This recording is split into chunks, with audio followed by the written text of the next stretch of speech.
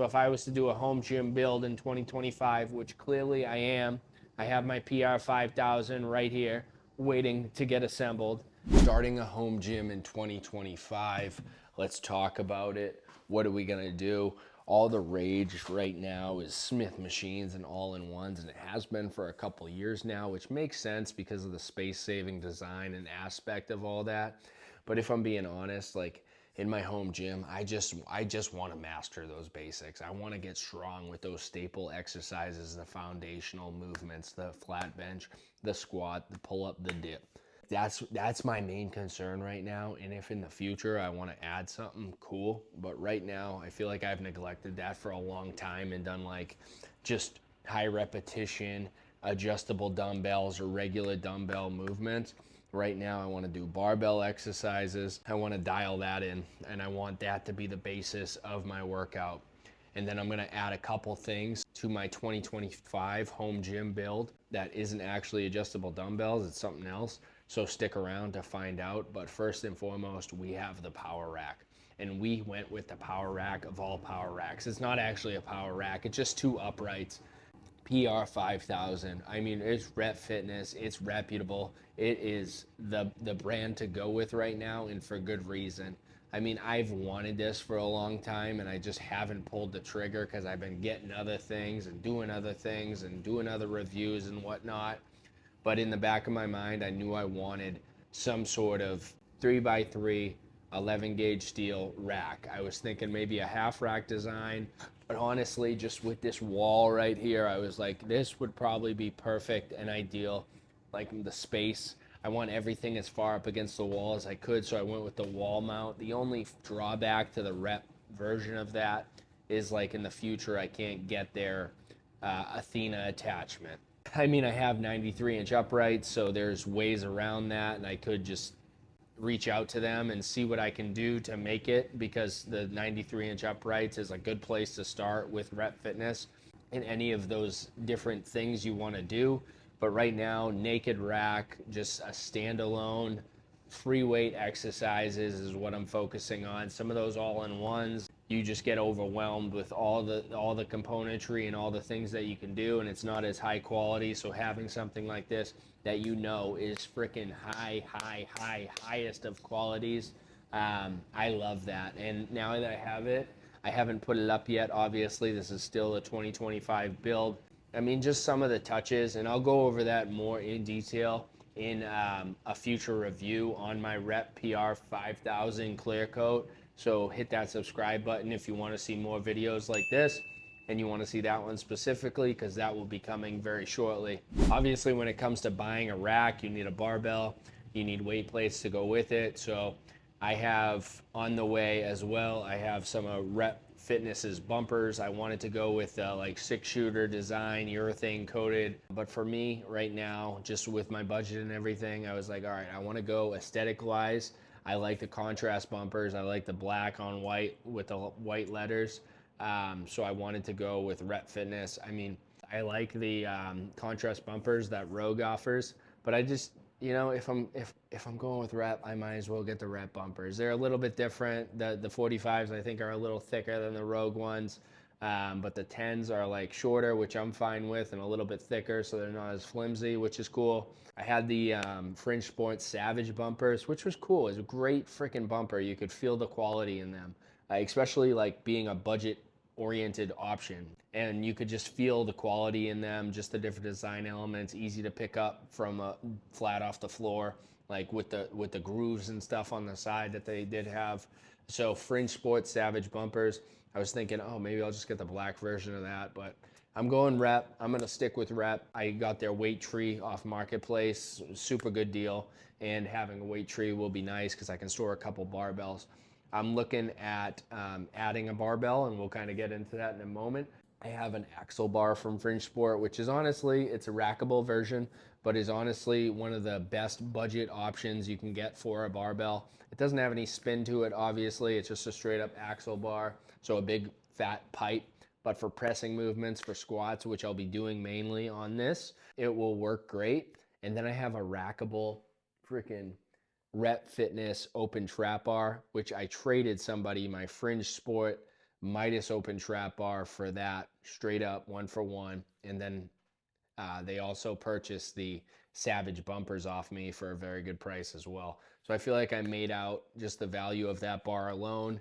Doing the actual trap bar deadlifts with that bar is incredible, and the fact that it is rackable and I'll be able to use it for different squat variations and different press and movements is pretty cool versatility wise. I don't know how many times I'll utilize that, but having that option to mix up my training and do that is going to be great. But say you don't have those things, I want a standard barbell, of course. I want to be able to do some other just standard barbell movements and squats and benches as well. I'm thinking about getting the Black Diamond. I've had the Rogue Ohio bar, but I feel like I want a power bar because I don't do a lot of high intensity clean and jerks and stuff like that with a barbell. So I feel like just a standard center knurling power bar is the way to go. I have the Rogue Echo Bar 2.0 at the fire station, and that thing is like awesome. I love utilizing that thing. It's worn out, but it stands the test of time, even though it's their like budget oriented Echo Bar. I feel like it's such a good affordable option. Just same with the Black Diamond Barbell, like in that 270 range. I feel like you're getting such a great value like barbell that will last you a lifetime if you want to keep it.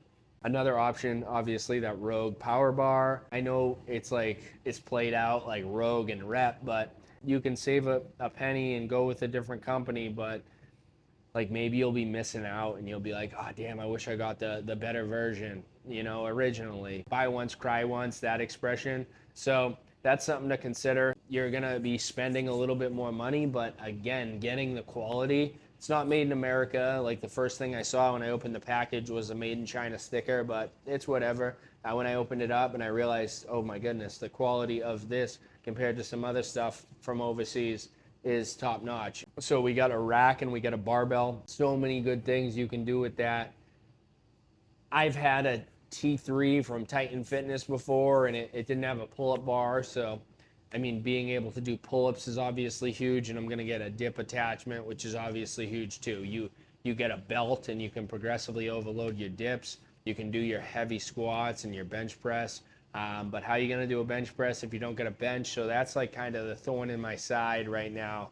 I'm considering what bench to get because I sold my Rep AB 3100, which was a good bench. I just wanted something else. I'm thinking about getting that competition weight bench. Again, minimizing the exercises and just focusing on minimal things like flat bench. Say I have an incline bench, that's great because you can do so much more exercises with an adjustable bench. At the same time, I don't want to do so many different exercises. I want to do a couple different exercises so many times and get really good at them.